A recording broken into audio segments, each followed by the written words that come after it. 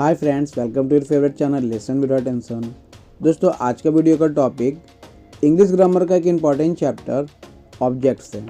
जी हाँ, ऑब्जेक्ट्स। अगर आप ऑब्जेक्ट्स के बारे में जानना चाहते हैं तो ये वीडियो आप ही के लिए है। चलिए शुरू करते हैं। ऑब्जेक्ट्स क्या होते हैं, इसे समझाने के लिए मैं कुछ सेंटेंसेस का यूज़ करूँगा। हमारा पहला सेंटेंस है, he is teaching a boy. हमारा सेकेंड एग्जाम्पल है, यू शुड हेल्प मी। और हमारा थर्ड एग्जाम्पल है, आई हैव मैनी बुक्स। हमारे पहले सेंटेंस का मतलब है कि वह एक लड़के को पढ़ा रहा है, और इस सेंटेंस में हमारा ऑब्जेक्ट है अ बॉय। इसे पहचानने के लिए आपको एक सवाल करना होगा। आपको सवाल करना होगा कि वह किसे पढ़ा रहा है। तो इसका जवाब क्या मिला? इसका जवाब हमें मिला एक लड़का, मतलब अ बॉय। और यही हमारे सेंटेंस का ऑब्जेक्ट है। हमारा सेकेंड सेंटेंस है, यू शुड हेल्प मी। और इस सेंटेंस का मतलब हुआ आपको मेरी मदद करनी चाहिए। इस सेंटेंस में हमारा ऑब्जेक्ट है मी, और इसे पहचानने के लिए आपको एक सवाल करना होगा, और सवाल होगा आपको किसकी मदद करनी चाहिए। हमें जवाब क्या मिला? हमें जवाब मिला मेरी, मतलब मी। और ये मी हमारा सेंटेंस का ऑब्जेक्ट है। और हमारा तीसरा सेंटेंस है, आई हैव मैनी बुक्स। इस सेंटेंस का मतलब हुआ कि मेरे पास बहुत सारी किताबें हैं, और इस सेंटेंस का ऑब्जेक्ट है मैनी बुक्स, मतलब बहुत किताबें। इसे पहचानने के लिए आपको एक सवाल करना होगा, और सवाल होगा कि मेरे पास क्या है। आपको जवाब क्या मिला? जी हाँ, आपने बिल्कुल सही कहा, बहुत किताबें, मतलब मैनी बुक्स। तो दोस्तों, आपने जाना हम लोग इस तरह से सेंटेंस के ऑब्जेक्ट को पहचानते हैं। इसे पहचानने के लिए हमें सवाल करना होता है, और जब हमें हमारे सवाल का जवाब मिल जाता है तो हम ऑब्जेक्ट्स को पहचान देते हैं। अगर अभी भी आपके मन में कुछ कन्फ्यूजन है तो चलिए मैं इसके लिए कुछ और बातों से आपको ये समझाने की कोशिश करता हूँ। ऑब्जेक्ट्स हमेशा या तो वो कोई नाउन होगा या तो वो कोई प्रोनाउन होगा। दूसरी बात, ऑब्जेक्ट्स पहचानने के लिए आपको सेंटेंस के सब्जेक्ट और वर्ब को मिला के आपको सवाल करना होता है। तो जब आप किससे, किसे या फिर क्या, जिसे इंग्लिश में आप व्हाट और हुम भी कहते हैं, से आप सवाल करेंगे, और अगर आपको इस सवाल का जवाब मिलता है तो आप समझ जाए कि यही हमारे सेंटेंस का ऑब्जेक्ट है। और तीसरी बात, ऑब्जेक्ट का प्लेसमेंट, मतलब सेंटेंस में ऑब्जेक्ट कहाँ होता है, तो इनकी जगह होती है सेंटेंस में मेन वर्ब के ठीक बाद में। जी हाँ, ध्यान से सुने, ऑब्जेक्ट की प्लेसमेंट होती है सेंटेंस में मेन वर्ब के बाद में। और मेन वर्ब क्या होता है, तो इसके एग्जांपल हो सकते हैं प्ले, रीड, राइट। ऐसे वर्ड्स हमारे मेन वर्ब होते हैं। आई होप अब तो आप ऑब्जेक्ट्स पहचानना सीख गए होंगे। अगर अभी भी कोई डाउट है तो चलिए कुछ और सेंटेंस देखते हैं, इनसे आपके डाउट पूरी तरह से क्लियर हो जाएंगे। तो हमारा पहला सेंटेंस है, आई लव माई मदर। इस सेंटेंस का मतलब हुआ कि मैं अपनी माँ से प्यार करता हूँ। आप सवाल करेंगे मैं किसे प्यार करता हूँ, जवाब मिला माई मदर। तो माई मदर यहाँ पे हमारा ऑब्जेक्ट है। इसे पहचानने का एक दूसरा तरीका भी है, और वो ये है कि मैंने बताया था कि ऑब्जेक्ट की प्लेसमेंट मेन वर्ब के बाद में होती है, और यहाँ पे सेंटेंस का हमारा मेन वर्ब लव है, और लव के बाद में जो आया हुआ नाउन है वो हमारा सेंटेंस का ऑब्जेक्ट है।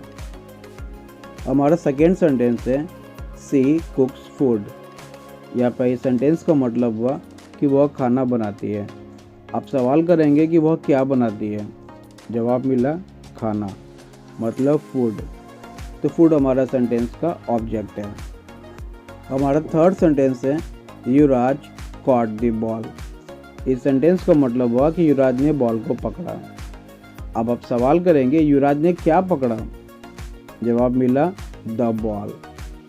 तो द बॉल हमारा यहाँ पे ऑब्जेक्ट है। हमारा फोर्थ सेंटेंस है T is hot.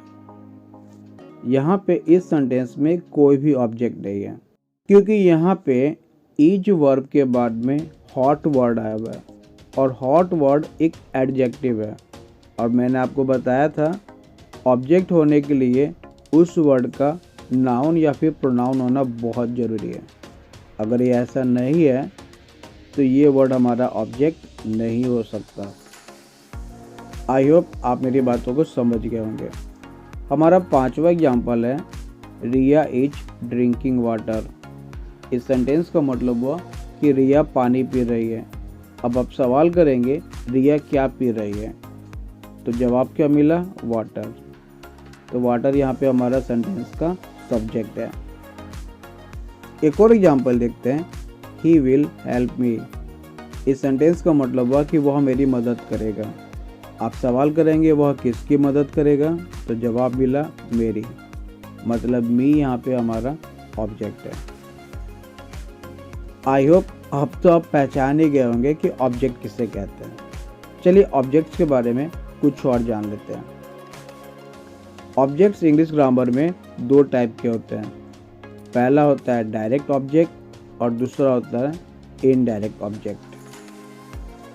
Direct object हमें नॉन लिविंग थिंग्स के बारे में बताता है, मतलब वो चीज़ें जिनमें कोई जान ना हो। और इन्हें पहचानने के लिए आपको सेंटेंस में सवाल करना होता है व्हाट वर्ड से, जिसे हिंदी में हम लोग क्या भी कहते हैं। एग्जाम्पल से देखिए आई लव चाउमीन। आप सवाल सेंटेंस का मतलब हुआ कि मुझे चाउमीन पसंद है। आप सवाल करेंगे मुझे क्या पसंद है? तो जवाब मिला चाउमीन। तो यहाँ पे चाउमीन हमारा ऑब्जेक्ट है। और ये कौन सा ऑब्जेक्ट है? जी हाँ, डायरेक्ट ऑब्जेक्ट। अगला सेंटेंस यू प्ले क्रिकेट। इस सेंटेंस का मतलब हुआ कि आप क्रिकेट खेलते हैं। आप सवाल करेंगे व्हाट डू यू प्ले? जवाब मिला क्रिकेट। तो क्रिकेट यहाँ पे हमारा डायरेक्ट ऑब्जेक्ट है।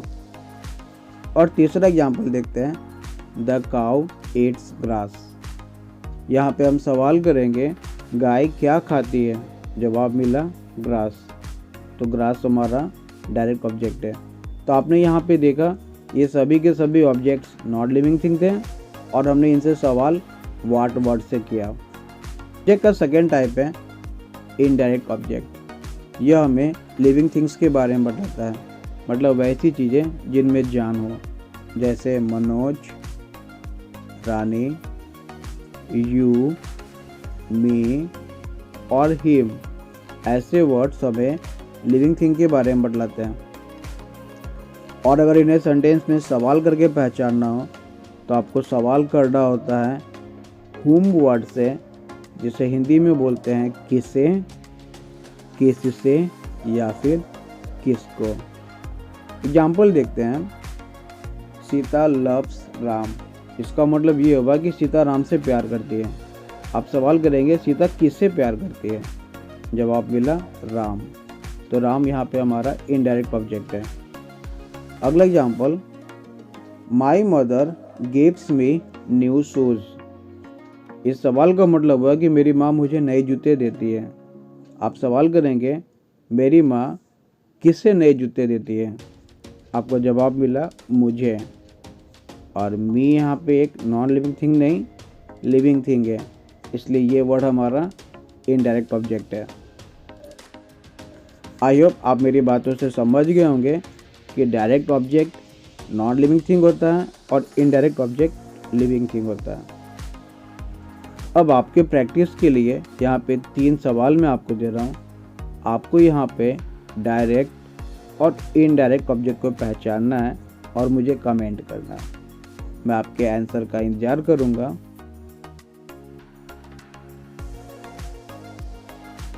और अंत में आपसे बस यही कहना चाहूँगा, वीडियो अच्छा लगा, मेरे समझाने का तरीका आपको अच्छा लगा तो वीडियो को लाइक और शेयर करना ना भूलें। Thank you for watching.